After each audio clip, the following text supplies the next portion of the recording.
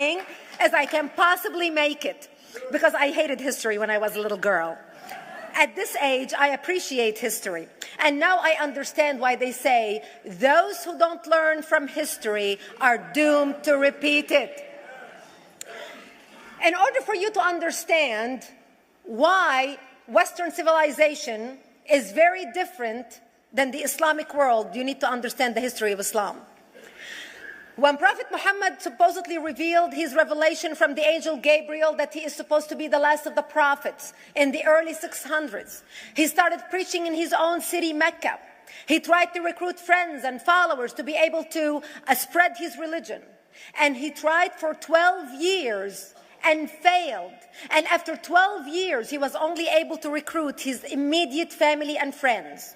So he decided, if I go to Medina, which was the Jewish hub of Arabia, the business hub where the Jews lived, if I go there and preach my religion to them, if they accept me, that will buy me respect and stature between my own people, and they will accept me.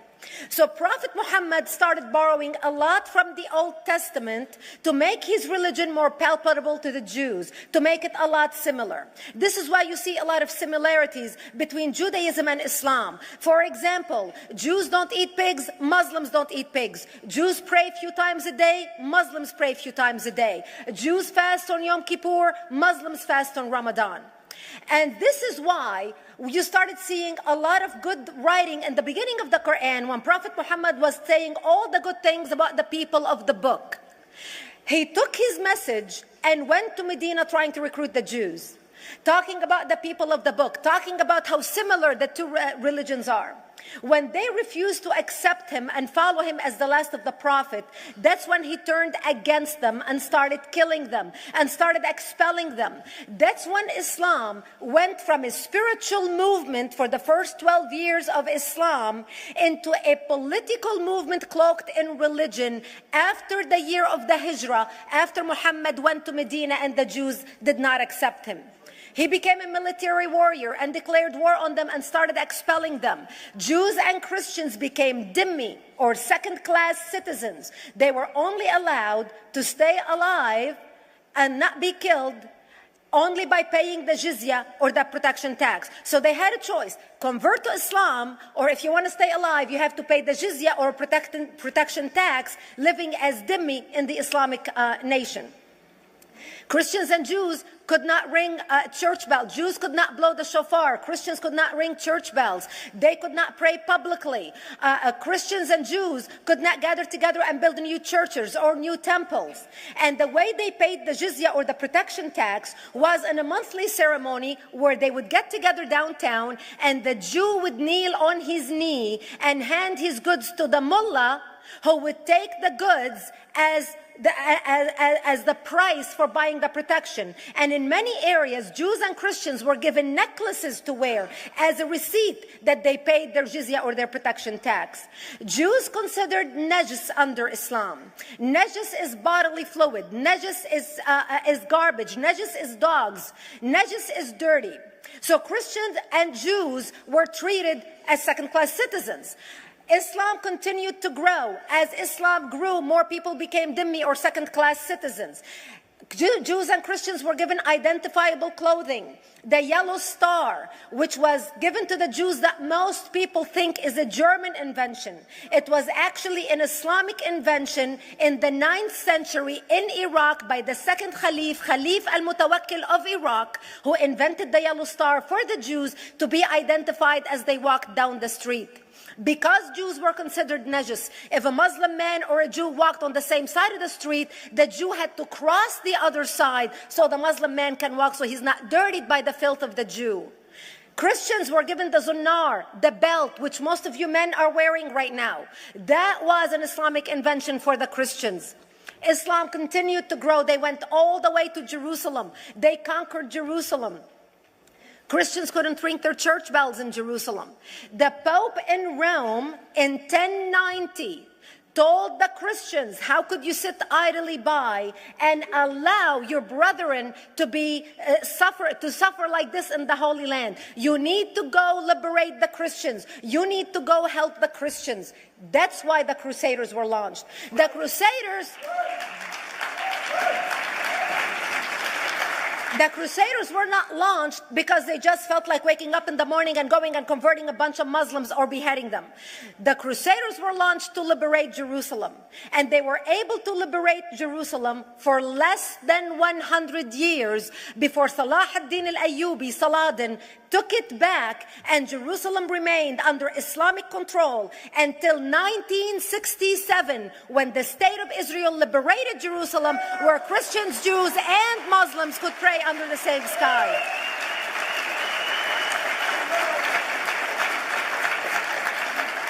The Crusaders continued fighting Islam, and for 300 years they tried and failed. And by the 1300s, the Crusaders disappeared because they could not win against Islam. Islam continued to expand. They went all the way to Central Europe. They went all the way to China. They went to India. They conquered Spain. They changed the name of Spain from Spain to Andalusia. And they started, as they advanced, as they conquered more nations, more people paid the jizya, or the protection tax. And this is how the Islamic Empire grew. It went all the way until they was stopped at the gates of Vienna on 9/11. 9/11 is not a date that Osama bin Laden just picked out of a hat. 9/11 is a symbolic date in the Islamic calendar. Between the 1600s, by the 1600s, Islam had covered more of the earth's surface than the Roman Empire did at its peak. Between the 1600s and the 1800s, the Europeans were experiencing the European Industrial Revolution, where the Europeans were able to invent products on factory lines, where they are able to make money and sell products, which gave them the money to build a strong army in order to fight the Muslims. And that's how they were able to stop them at the gates of Vienna on 9/11. The Europeans started the pushback against Islam. They pushed them out of Europe. They pushed them out of all the way to the Middle East and North Africa. By 1924, the Islamic Empire ended. In 1924, the Islamic Caliphate ended in Turkey by President Ataturk, who was a secularist.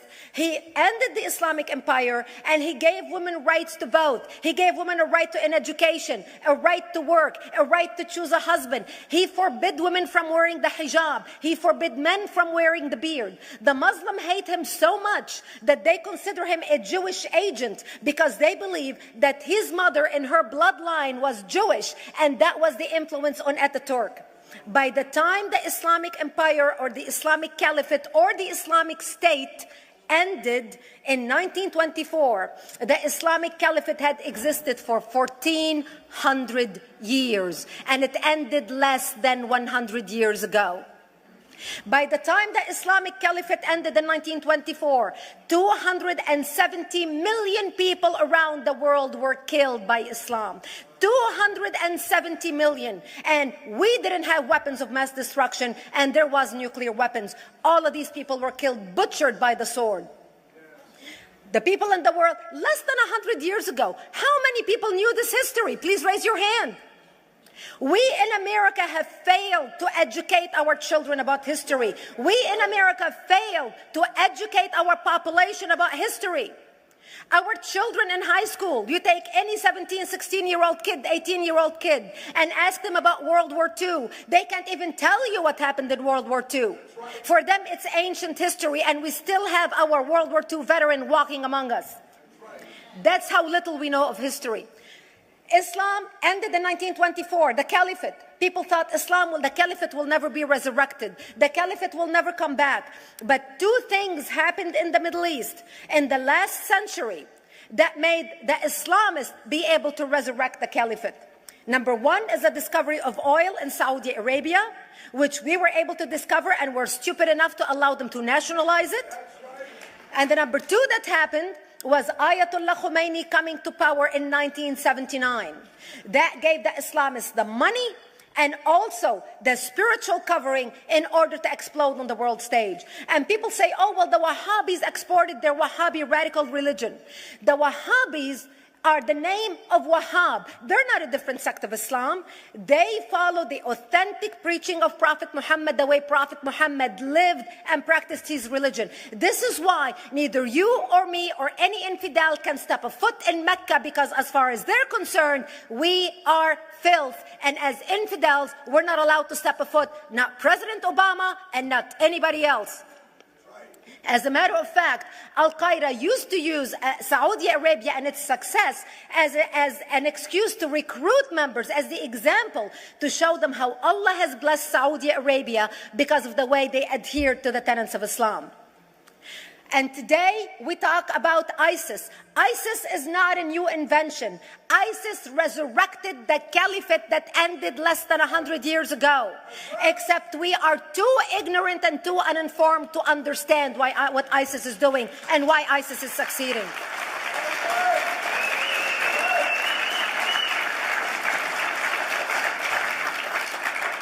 Two things you need to understand about Islam and the principles of war in Islam. One is the law of taqiyya, which means lying and deception. It means that a Muslim man can lay his hand on the Quran and swear that he is telling the truth, knowing that he is lying, but also knowing that the Quran will forgive him because he is advancing the cause of Islam. The second thing you need to know about is that the Treaty of Al-Hudaybiyah, which is an Islamic principle of war and a model on how to deceive your enemy when you have to sign peace treaties with your enemy. And it is based on an example by Prophet Muhammad. Prophet Muhammad was attacking the Meccans and their caravans when he was living in Medina. One day he attacked them because this is how he got the goodies. He would attack them, rob them, and spread the goodies among his men. And this is how he was able to recruit, because this is how people made money without working. And so he attacked the Meccan caravans. When he realized he's not able to defeat the Meccans in that city of Al-Hudaybiyah, in that place, he signed a 10-year treaty with them. Does that sound familiar? Yes. A 10-year treaty with them that says he will not attack them, he will have peace with them, he will not declare war on them. Muhammad used the treaty for 2 years to build his military, strengthen his army, and when he realized he was strong enough to attack his enemies when they least expected it, because they thought they had a peace treaty with Muhammad, he broke the treaty, attacked them 2 years later, and Mecca fell within 24 hours because they were not expecting the attack. And that became a principle of war in Islam. And to give you an example of how that is practiced, this is why anything signed with Iran means nothing to them.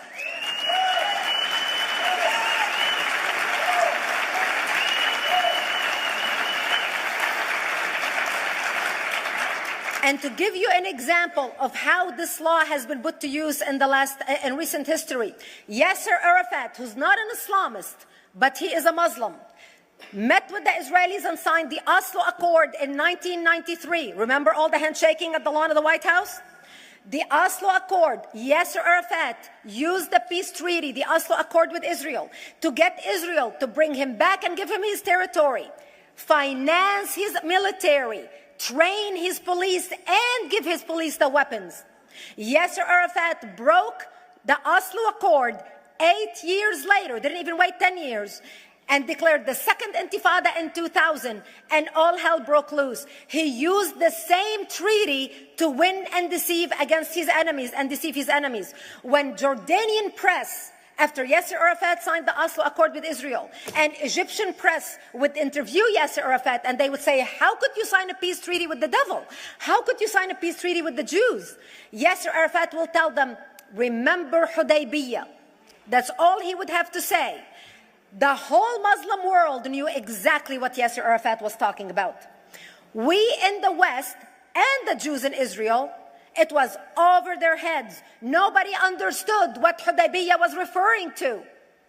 And this is the type of deception that we are dealing with. So when Iran signs a peace treaty with the United States for 10 years, they are using us as useful idiots, as gullible, ignorant people who are signing a peace treaty with the devil in order for Iran to continue her thing.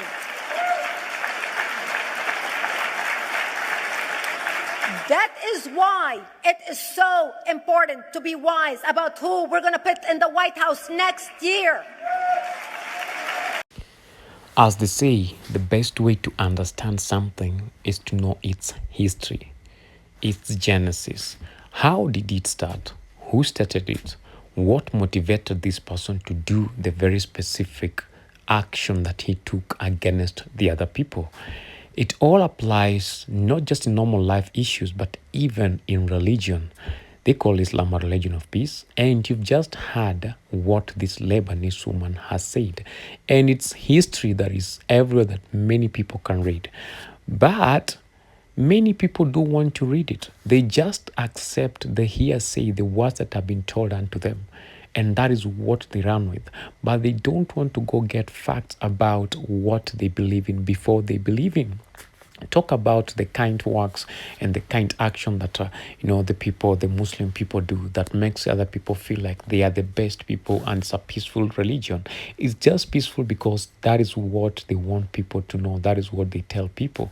But deep inside it, you will understand what it calls to be.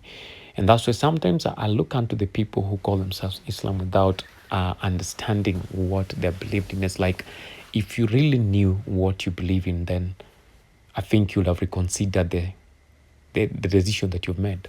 But most of the time, do they really reconsider? Do they really think? It's a matter of emotional decisions that people make in life. The light is shining and people are realizing, and they are seeing the light and seeing the truth out of everything. Comparing all these other religions, they are trying to get the light and say, this is not what we believed in from the beginning. This is not what we were told, because what we were told was sweeter than the reality on the ground of what we are experiencing, what we are seeing, what we are hearing, and what we can touch currently. And that is why things are changing. Thanks be to the Maker, God, that the technology that we're having now is making everything simpler to each and every person. Long time ago, some maybe few years, 10 or 20 years ago, there was no technology. So it was hard for people to get to understand what is really happening. But now, just on your phone, few touches, few words scribbled down there, you search and you get whatever you're looking for. I think that is what's opening people's eyes to see what is